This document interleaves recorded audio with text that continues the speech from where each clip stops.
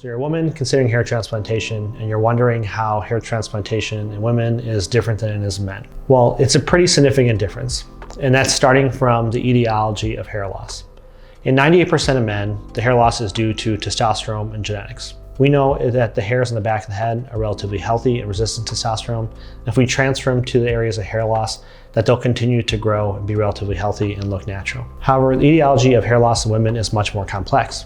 Testosterone still is the #1 cause of hair loss, but it's only the cause of hair loss in about 50% of women. That means that the other 50% of women can be exhibiting hair loss due to stress, autoimmune issues, nutritional deficiencies, and issues with the skin.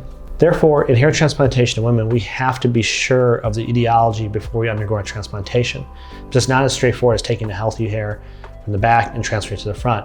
We #1 have to consider whether all those hairs are healthy to begin with. Whereas you can imagine in the case of malnutrition and stress, those hairs may not be as healthy. We also have to confirm that the skin where the hairs are growing is healthy. And in dermatological conditions or autoimmune diseases, that may not be the case. So the etiology of hair loss is much more different in women, which makes our decision to undergo transplantation much different. When we actually get the transplantation procedure, there's a couple differences in men and women. #1, women tend to have finer, less dense hairs. That means that we don't have as many hairs we can transfer. We can cover a less of an area. Second, there's a stigma for our female clients to actually shave the back of their head, whereas in men, it can look like a normal buzz cut. Both those factors combined can mean that a hair transplant can achieve less in a woman than it can in a man. However, your flexibility with the procedure can help augment the results you'll get. If you're considering hair transplantation, we really encourage you to go to an office where you'll see a physician who can evaluate you and actually perform your procedure.